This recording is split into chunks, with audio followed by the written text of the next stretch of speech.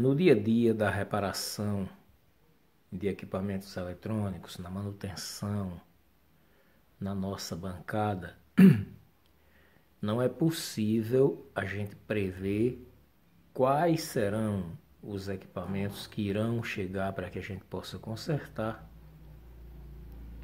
nem quais os tipos de defeitos que esses equipamentos trarão para que a gente possa chegar em um resultado satisfatório, que é naturalmente tanto para nós técnicos quanto para o cliente a reparação, o conserto, né? O retorno para o seu trabalho, o benefício para o cliente, e é assim que a gente vai formando a nossa estrutura, lançando o nosso nome e começando a nos projetar no mundo da reparação dos equipamentos eletrônicos.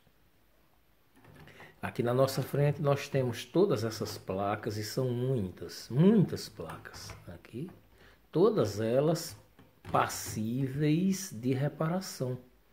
Então isso aqui é um equipamento, aqui já é outro equipamento. Então assim vai. Aqui já é uma outra placa de outro tipo de equipamento. Aqui, por exemplo, já é uma fonte de alimentação, para que você possa ter uma ideia. Isso aqui são duas fontes de alimentação. Uma de televisão e uma de equipamentos de som, de microsystem. Pois é. Então nós vamos ter a placa do notebook. Nós iremos ter placas inversoras de frequência. Nós iremos ter placas de TV, placas mães de TV.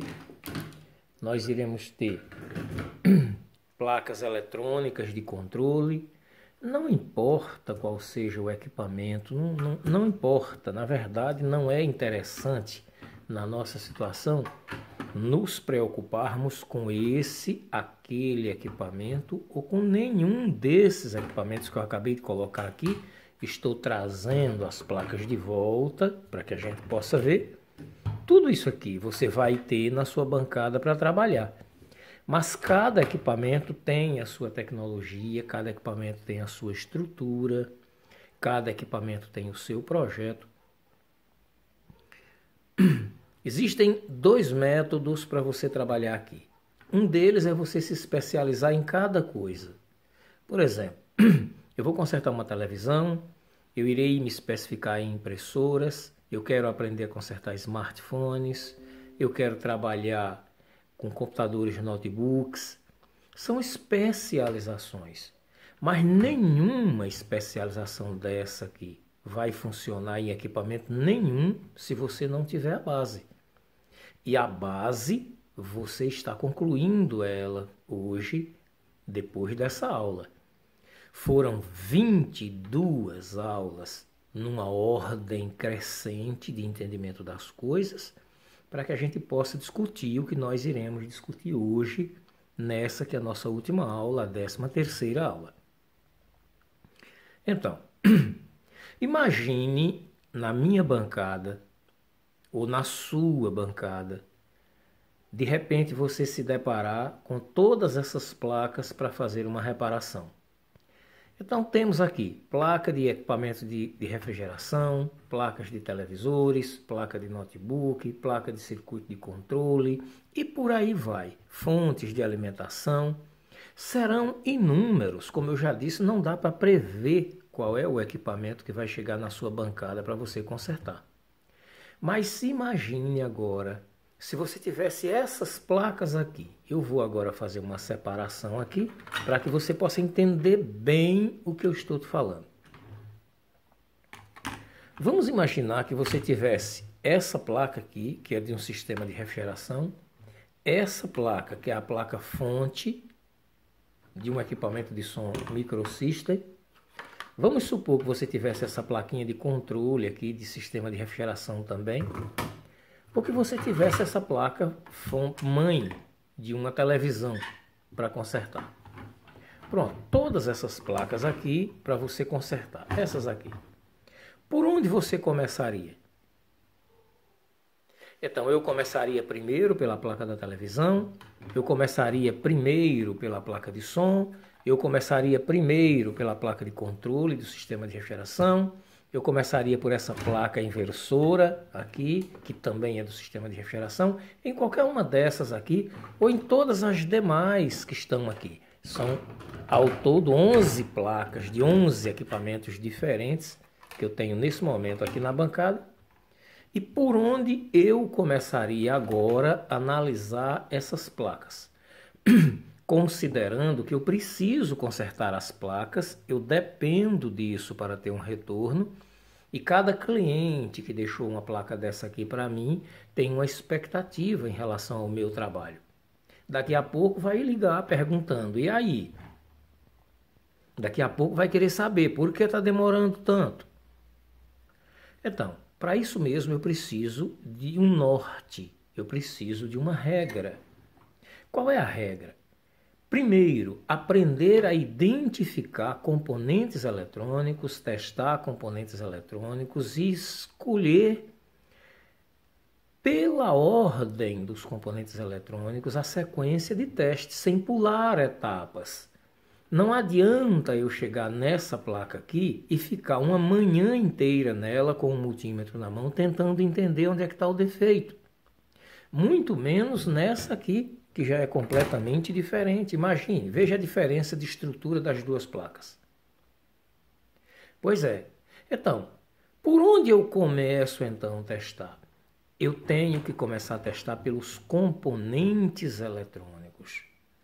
Então, primeiro, eu não vou consertar nenhuma dessas placas que estão aqui no vídeo que a gente está vendo aqui, que eu estou tocando nelas. Nenhuma. Eu vou analisar todas essas placas pela ordem. Vou colocá-las todas em fila e vou começar por onde nós começamos o curso. Então, começamos por onde? Capacitores eletrolíticos. Então, eu vou analisar os capacitores eletrolíticos dessa placa, somente capacitores eletrolíticos. Encontrei algum com defeito? Não, eu passo para a placa seguinte e vou analisar somente capacitores eletrolíticos. Se eu encontrei algum defeito em um capacitor aqui, eu simplesmente marco aquele componente que eu julgo estar defeituoso para depois eu vir trabalhar nele. Mas aqui agora eu já isolo e pego uma terceira placa. E vou analisar capacitores eletrolíticos e assim por diante.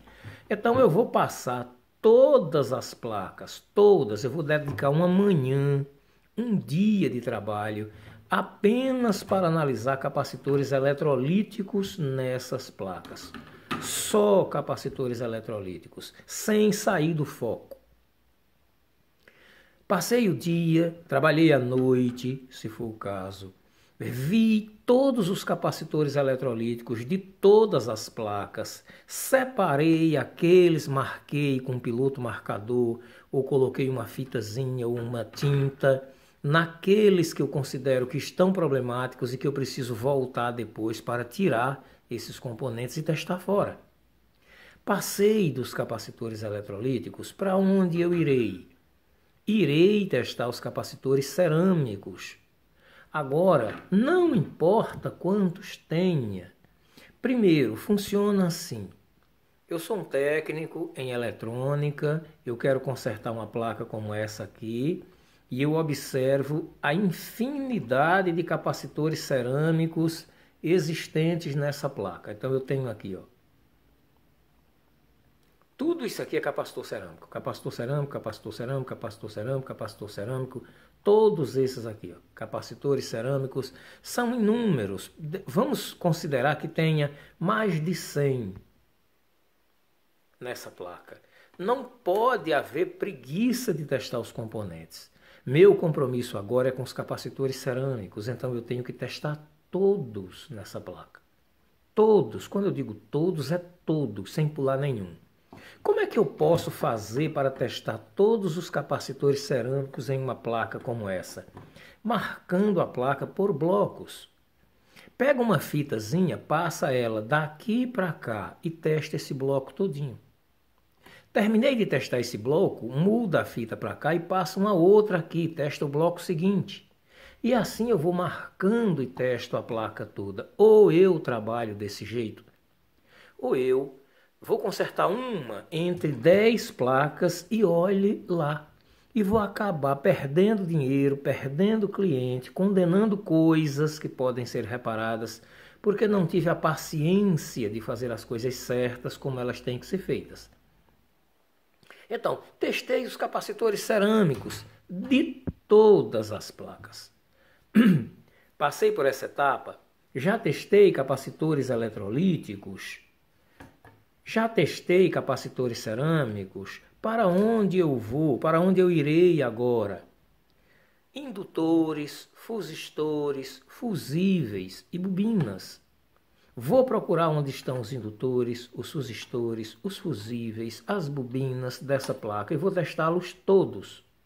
Não pode pular um só sequer. Pular um componente único, por menor que seja, é pular o defeito. Não dá para fazer adivinhação. Essa história de eu acho que o defeito está aqui ou não está aqui, não é de um profissional técnico. Profissional técnico não acha. Profissional técnico encontra. Achar é supor que está aqui ou não está o defeito. Encontrar é testar todos os componentes, é fazer os testes pacientemente, é não desperdiçar nenhuma oportunidade até chegar no componente defeituoso. Então, feito isso, consegui testar indutores, fusistores, fusíveis e bobinas em todas as placas. Eu não conserto nenhuma, eu testo a todas. Selecionei aqueles que eu considero com problemas, marquei e passo adiante. Para onde eu irei agora? Irei testar resistores. As placas possuem resistores em todos os lugares. Nós iremos ter os resistores analógicos, como é o caso de uma placa como essa aqui, os chamados resistores por código de cores, e nós já estudamos. Um erro gravíssimo que a gente comete em qualquer reparação é analisar um resistor como esses três que eu estou tocando neles aqui agora com a pinça e achar que porque estão aparentemente límpidos e brilhantes não têm defeitos. Resistores necessariamente não precisam mudar de cor, ficarem pretos ou estranhos para estarem com defeito. Eles podem estar límpidos, como estão esses três aqui, ou como estão todos esses aqui, mas ter um entre eles aberto. Resistores abrem ou alteram seus valores para mais. Então não pode ter preguiça, vou com paciência, vou com calma, testo todos os resistores do circuito. Sejam eles analógicos, como estes que eu estou mostrando aqui nessa placa, sejam eles SMD. Então vou pegar uma plaquinha como essa aqui. Isso aqui é uma placa controladora de tempo das televisões de LCD. E os componentezinhos com cor preta são resistores. Isso aqui é resistor, resistor. A própria letra já está dizendo lá, R, resistor. R, quando é resistor, tem escrito a letra R. Então veja, não é possível pular, porque se pular eu não resolvo o problema. Veja, por exemplo, esse circuito integrado aqui, que é um oscilador. A gente encontra aqui capacitores cerâmicos em volta dele. A gente encontra aqui fusistores em volta dele, escrito 0 sobre eles. A gente encontra resistor aqui, ó, RG04. Tem resistores, fusistores, capacitores. Qualquer um desses componentes aqui, por menor que seja, que apresentar problema, significa a paralisação, o dano na placa. A placa vai deixar de funcionar, vai deixar de responder. Então, não se pode pular etapa. Testei os resistores de todas essas placas. Para onde eu irei agora? Transistores bipolares, transistores MOSFETs. Na maioria das placas, quase que na totalidade das placas, seja de que natureza for, os transistores estão nesse formato aqui. Geralmente deitados na placa, inclinados na placa. Nós aprendemos que esses transistores, essa parte aqui é o dreno, é onde entra a tensão. Nós aprendemos que aqui é o gatilho, o gate, é onde entra o pulso, o sinal de clock que vem de um oscilador PWM. Aprendemos que aqui é supridouro, é por onde sai a tensão, se o transistor for um controlador de tensão. Se o transistor tiver o supridouro aterrado, o supridouro desse aqui, por exemplo, aterrado, ele é um controlador de frequência. Tudo isso nós temos que seguir. Iremos fazer esses testes em todas as placas, sem pular absolutamente nenhuma. Depois que a gente passa dos transistores MOSFETs, dos transistores bipolares, para onde a gente vem? Para os componentes SOT, que podem ser transistores bipolares, que podem ser transistores MOSFETs, que podem ser diodos. Veja aqui, Q605 é um transistor, isso aqui é um transistor bipolar. Mas um transistorzinho como esse aqui, ele pode paralisar a placa inteira da TV. Eu posso ter uma televisão que tem som, mas não tem imagem. Eu posso ter uma televisão que está com a imagem arriscada na tela. Eu posso ter uma televisão que não dá nenhum sinal, não acende sequer stand-by. E é um transistorzinho como esse aqui, um SOT. Eu tenho que ter atenção, tenho que ter cuidado, tenho que fazer os testes sem pular etapas, sem pular nenhuma etapa. Temos os transistores drivers, que eu também já falei, e olha lá. Quando a gente chega aqui, estou com a caneta aqui para mostrar, olha o que é que eu tenho lá. Q701, com 8 terminais, nós aprendemos isso no decorrer do curso. Na verdade, aqui eu tenho um transistorzinho bipolar, SOT, ou seja, transistor de uso geral. A gente aprendeu que nesse transistor, de lá para cá, nós temos base, coletor e emissor. Aqui nós temos um transistor drive. Nós aprendemos que nesses transistores, o pino 1, o pino 2 e o pino 3 é supridouro. O pino 4 é gate. Pino 5, pino 6, pino 7 e pino 8 é dreno. Ou seja, aqui entra a tensão. Aqui sai a tensão ou irá para o terra. E o último pino aqui é o gate. É por onde entra o sinal de clock que vai ativar o transistor entre dreno e supridouro. Todos esses testes nós temos que fazer na sequência ordenada, sem pular nenhuma etapa. Depois que a gente passa por todos esses testes, testa todo o circuito, ainda nos resta a memória BIOS EPROM, que dependendo do equipamento pode ter este aspecto aqui. Se eu não sei, essa aqui já está com a letra B de BIOS, para a gente saber que é. Mas se eu não sei onde é que está a memória BIOS, EPROM, toda placa que possui processador tem memória EPROM. Se eu não sei identificar onde está a memória EPROM, preciso do esquema da placa, e se eu não tiver o esquema da placa, lê a informação em cima do circuito integrado. Por exemplo, eu vou tentar ampliar aqui um pouco para ver se eu consigo chegar, se não distorcer a imagem. Aí aqui eu tenho uma informação aqui, ó. Então vou pegar essas informações aqui, ó. Essa série aqui, SP5516, isso aqui é uma memória, né? Uma memória, isso aqui é uma memória RAM. Mas eu sei que é a memória RAM, mas se não soubesse, digita esse código aqui no Google, que vai dizer qual é o equipamento. Vai mandar para a folha de dados, para saber qual é o componente e saber qual é o procedimento. Passou por essas etapas todas, vamos imaginar que a gente testou, que nós testamos todas essas placas aqui. Ou, entre elas, apenas uma não me deu resultado. Vamos imaginar uma placa como essa aqui. Eu não estou fazendo curso de notebook precisa de um curso. Mas eu tenho aqui, ó, uma BGA removida da placa aqui, ó. Só estão as esferas antigas no lugar. A gente já viu, já ensinei como é que é o processo. Basta que uma esfera como essa aqui apodreça, apareça putrefação nela, e o resultado é a paralisação do circuito. É o caso aqui, ó. Quando a gente analisa, como é que eu sei que tem putrefação? Basta que a gente observe as esferas que ficaram na placa, que tem algumas claras. Essas que estão claras significa que estavam estabelecendo comunicação com o chip. Essas que estão nas cores escuras, cinza, como está aqui, ó, podre. Então basta, deixa eu ver se eu consigo ampliar um pouco mais. É o máximo que eu consigo chegar aqui. Então a gente vê aqui, ó, esferas completamente apodrecidas aqui, ó. Duas aqui, mais duas aqui, essas aqui. Isso é perfeitamente, digamos assim, fácil de ser diagnosticado. Por quê? Porque a gente aprendeu que esses circuitos, eles não estão colados na placa, eles estão elevados da placa e entra poeira, entra sujeira aqui embaixo.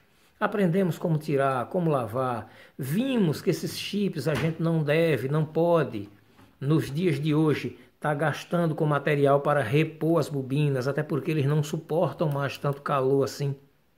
Compra o chip novo, basta ler a informação que está aqui em cima do chip, com uma lupa boa, com um celular de resolução boa, você consegue ler o que está aqui em cima, bate uma foto, vai ter o chip na internet para comprar. Tira o chip, eu ensinei como é que tira, como foi tirado esse dessa placa aqui. Limpa o local, pega o chip novo, alinha dentro desse quadrado aqui, observando naturalmente o pino 1. Não pode esquecer desse detalhe. Antes de tirar o chip, bate uma foto, né? Então solda de novo o chip no lugar, vai colar o chip no lugar, a placa volta a funcionar. Mas não pode estar na adivinhação. Eu não posso, por exemplo, chegar numa placa como essa aqui. Então eu vou baixar aqui a imagem. Olhar para a placa e ficar no acho. Acho que é o chip, acho que é a memória, acho que é esse circuito integrado. Não, eu tenho que fazer o teste dos componentes eletrônicos na sequência. E não se pode pegar uma placa. Se você tem uma placa só na bancada para consertar, primeiro você testa todos os componentes da placa. Depois que você tiver testado todos os componentes, aí sim, aqueles que você julgar que precisa de uma atenção especial, volta com o ferro de solda, com a estação de ar quente, retira o componente, testa o componente fora do circuito. Se for o caso, simplesmente substitui. Não podemos esquecer de todos esses detalhes. Uma outra coisa que foi dito durante o curso, que a gente precisa relembrar, é o seguinte. Eu chego numa placa como essa aqui, por exemplo. Então isso aqui é uma placa fonte. O que é que eu percebo numa placa como essa aqui? Eu tenho áreas onde tem enorme dissipador de calor. A placa chega a mudar de cor do aquecimento que leva. Então é provável que capacitores aqui tenham problemas. Esses capacitores eletrolíticos à base de óleo, os eletrolíticos convencionais, quando estão próximos de processadores, de memórias, de circuitos integrados, de transistores ou de circuitos com dissipador de calor, aonde a potência é elevada, onde o calor é alto, eles tendem a perder suas propriedades. O óleo evapora. Então esses capacitores, apesar de estarem com a aparência de novo, eles podem estar seco dentro. Isso faz com que o circuito deixe de funcionar ou passe a funcionar inadequadamente. Substituir, não se perde tempo, então tira. O fato de eu ter levantado um capacitor desse aqui, por exemplo, e ter encontrado bom, não quer dizer que os demais estejam bons. Veja, em aulas anteriores eu expliquei o seguinte, eu digo, olha, tira um capacitor na área aonde está a alta temperatura e por ele você julga os demais. O que é que eu quis dizer com isso? Eu quis dizer o seguinte, eu levanto um capacitor desse aqui, vamos imaginar que eu selecionei esse aqui do meio. Tirei, quando testei está bom, isso não quer dizer que eu tenho que confiar nesse, nem nesse, nem nesse, nem nesse. Mas se eu tirar qualquer um e ele estiver ruim, significa que eu tenho que condenar todos os demais. Então, tirei esse capacitor aqui, quando eu testei ele estava ruim, ele perdeu as propriedades capacitivas. Se ele está nesse circuito que levou calor, os demais são todos iguais e esse aqui está ruim, os outros também sofreram. Se substitui todos. para que o circuito não volte, o cliente não volte depois com retorno, com reclamação do serviço. Então são esses caminhos, esses passos que a gente precisa dar para que a gente possa chegar no conserto de um equipamento eletrônico.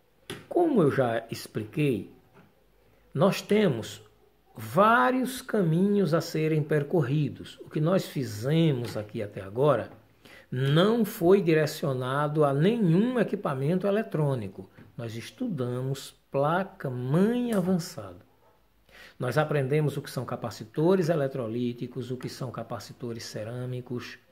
Nós aprendemos o que são indutores, fusistores, fusíveis, bobinas, transistores. Cada aula tinha uma coisa nova para a gente estudar. E tem, porque a gente tem essas aulas aí para rever. Mas também temos que considerar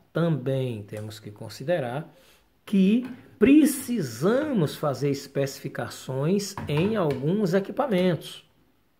Hoje, por exemplo, para quem faz o placa-mãe avançado, como nós acabamos de fazer, o caminho para um retorno mais curto é o da reparação de TVs. Há quem ache que não dá retorno. Veja só, se a gente for analisar o nosso bairro, a nossa rua, a nossa comunidade, a nossa cidade, dá para imaginar uma só casa sem televisão? Todas têm. Então, se uma cidade ela tem 10.000 habitantes, ela tem pelo menos para cada casa uma televisão. Esses aparelhos quebram, dão defeitos aos montes. E por que não aparecem? E por que a gente não vê as assistências aí trabalhando cheias, consertando esses equipamentos? Porque simplesmente não tem profissionais para fazer isso. Essa é que é a verdade. E nas assistências técnicas autorizadas não se conserta nada, troca a peça. Então uma placa como essa aqui, por exemplo, se eu levar minha televisão com problema para qualquer assistência, seja de que natureza for, seja ela autorizada ou seja a assistência do meu bairro, eu vou escutar do técnico que tem que trocar a placa. Porque não tem capacidade técnica para fazer a reparação, não tem conhecimento para chegar aqui, para seguir os componentes, seguir a tensão, seguir a corrente e fazer a reparação na placa. Então, é um caminho a ser pensado. Na sequência, se você tem interesse em avançar, em se profissionalizar e começar realmente a ter retorno disso aqui e se sentir realizado com isso aqui, fazer um curso específico de reparação de equipamentos de som. Trabalhar com microsystem, minisystem, com crossovers, receivers, amplificadores profissionais, caixas de som amplificada, guitarras, pedais, conserto de sistemas de subwoofer, mid-ranges. Isso dá muito dinheiro e não tem profissional no mercado para fazer. A partir do momento em que você se especializa e avisa que você sabe fazer, o serviço começa a aparecer. Então, precisamos acreditar, precisamos seguir a sequência das coisas, precisamos ter um raciocínio lógico para saber trabalhar, precisamos entender que a gente, para avançar, precisa investir, mas também precisa se educar profissionalmente. De nada adianta tudo isso aqui que eu acabei de falar nesse resumo desse nosso curso, se você também não sabe usar corretamente um ferro de solda, não sabe fazer uma solda de qualidade, não sabe trabalhar com uma estação de ar quente, não tem conhecimento suficiente, nem tem condição de subtrair um componente como esse aqui ou como esse da placa e colocar outro no lugar. E quando os componentes eletrônicos forem dessa natureza aqui, micro e minis, aí você fica completamente atado, porque aí é que você não tem mesmo condição técnica de fazer a reparação. O que se tem que fazer com o que nós já tivemos até agora? Pegar placas como essa que eu estou mostrando aqui, pegar o ferro de solda, pegar a estação de ar quente, pegar a pinça, treinar, simplesmente treinar. Eu vou treinar, tirar e colocar? Não. Como é que se treina solda em uma placa-mãe? Primeiro você treina tirar todos os componentes que você conseguir tirar. Tirar sem destruir a placa. Porque todas as vezes que a gente vai tirar um componente como esse do lugar, o objetivo aqui não é o componente. Se a gente está tirando o componente é porque ele já danificou. O objetivo é salvar a placa. Se na remoção do componente eu destruir alguma coisa da placa, a placa já está perdida. Então temos que trabalhar nessa questão. Primeiro, pegamos uma estação de solda, pegamos um ferro de solda e vamos aprender a remover componentes. Apenas isso, tirar. Daqui a pouco você está especialista em remover qualquer componente de uma placa dessa, qualquer um, sem danificar a placa. Remover componentes. Quando você tiver um craque em solda para tirar componentes, vamos voltar agora e fazer o mesmo percurso para aprender a colocar.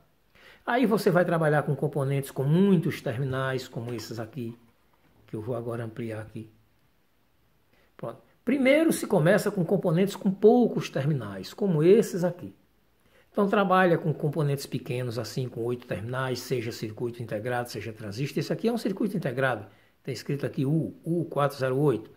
Então, quando eu tiver muito bom nisso aqui, para tirar e colocar, eu venho para cá.